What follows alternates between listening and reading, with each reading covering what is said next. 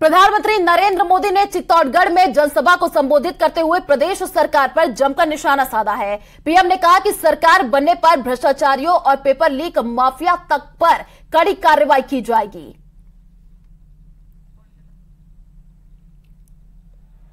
साथियों, राजस्थान ने आह्वान कर दिया है,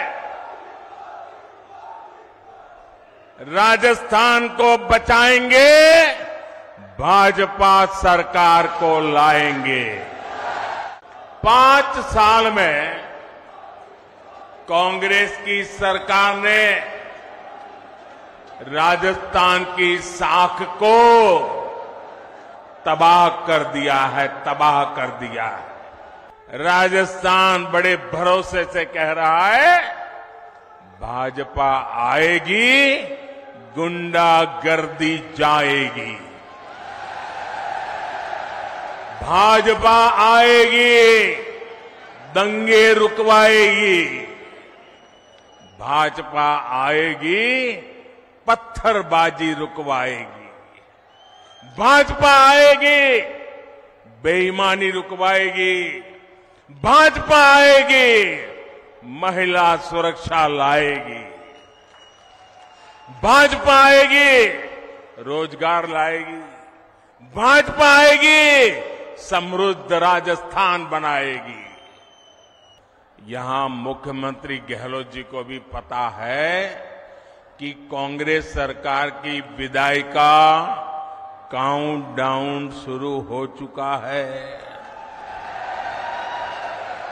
और आपने सुना होगा, इसका मेरे पास सबूत है। दिल्ली में बैठे हुए कुछ लोगों को भले भरोसा न हो कि गहलोत जी जा रहे हैं, लेकिन गहलोत जी को खुद को भरोसा है कि वो जा रहे हैं। और इसलिए गहलोत जी ने भी एक प्रकार से भाजपा को बधाई दे दी है। आप देखिए, कांग्रेस के मुख्यमंत्री आजकल क्या बोल रहे हैं? वो अब आग्रह कर रहे हैं कि भाजपा सरकार बनने के बाद उनकी योजनाओं को बंद ना किया जाए। राजस्थान के युवाओं के साथ जो धोखा किया गया है, भाजपा उसकी तह तक भी जाएगी। यहां के पेपर लीक माफिया को, पेपर लीक माफिया, खदान माफिया सुनते थे हम, पेपर लीक माफिया। मैं राजस्थान के नौजवानों को वादा करता हूं, नौजवानों मुझ पे भरोसा करना, ये पेपर लीक माफिया का पाताल में भी जाकर उसका हिसाब किया जाएगा। जिन जिन ने यहां भ्रष्टाचार किया है, योजनाएं तो हम चलाए रखेंगे, सुधार भी करेंगे, लेकिन जिन जिन लोगों ने भ्रष्टाचार किया है, गरीबों के पैसे लूटे हैं, उनके खिलाफ तो कार्रवाई जरूर होगी।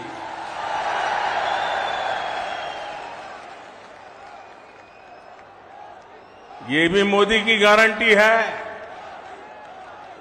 ये लोग मोदी को चाहे जितना गाली देते रहे, चाहे जितना उसकी कब्र खोदने के सपने देखते रहे, करप्शन पर कठोर कार्रवाई जारी रहेगी। तो अपने राजस्थान दौरे की शुरुआत प्रधानमंत्री मोदी ने सांवलिया सेठ के दर्शन करके की। यहां पीएम ने सांवलिया सेठ की पूजा कर उनका आशीर्वाद लिया। इसके साथ ही प्रधानमंत्री नरेंद्र मोदी ने राजस्थान के चित्तौड़गढ़ में 7,000 करोड़ रुपए से अधिक की विभिन्न विकास परियोजनाओं का अनावरण भी किया।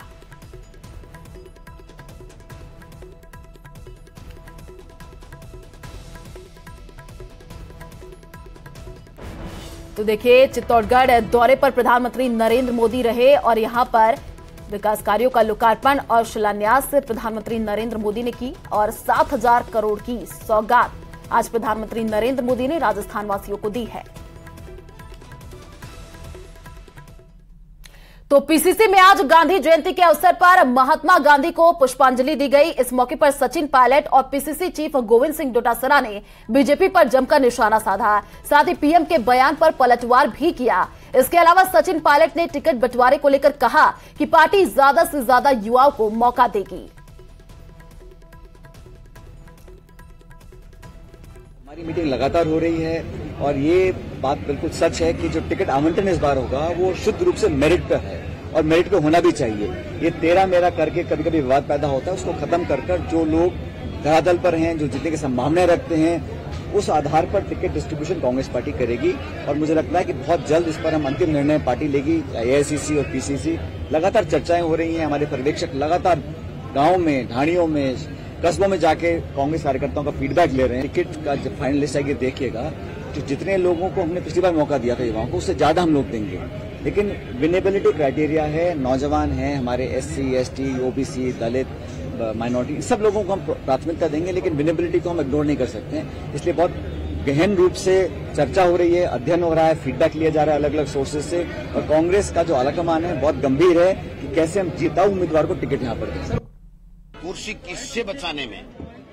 किससे बचाने में ये भी देश के प्रधानमंत्री को बोलना चाहिए कि जो अमित शाह जी ने और जिस प्रकार से भारतीय जनता पार्टी में केंद्र में बैठे हुए मंत्रियों ने जिस प्रकार से सरकार गिराने का षड्यंत्र किया और मध्य प्रदेश, कर्नाटक और महाराष्ट्र में वो सफल हो गए, तो उनको खुद को सोचना चाहिए कि उनके बयान से ये बू आती है कि भाई सरकारें, चुनी हुई सरकारें गिराने का हमारा प्रमुख धंधा है।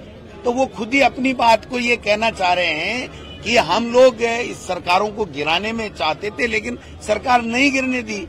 भारतीय जनता पार्टी के लोग आपस में लड़ रहे थे, मुंगेरी लाल के हसीन सपने ले रहे हैं, 8-10 मुख्यमंत्री बने घूम रहे हैं, उनका खुद का ठिकाना नहीं है, वो चुनाव जीतेंगे कि नहीं जीतेंगे। तो सीएम शिवराज सिंह चौहान जनता के बीच भावुक हो गए। सीहोर के एक कार्यक्रम में सीएम ने कहा, जब मैं चला जाऊंगा तब बहुत याद आऊंगा। सीएम शिवराज सिंह चौहान जिले के लाड़कुई में मुख्यमंत्री चरण पादुका योजना के तहत तेंदुपत्ता संग्रहकों के लाभार्थियों से चर्चा कर रहे थे और चर्चा के दौरान उन्होंने कहा, ऐसा भैया मिलेगा नहीं, जब मैं चला जाऊंगा तब तुम्हें याद आऊंगा।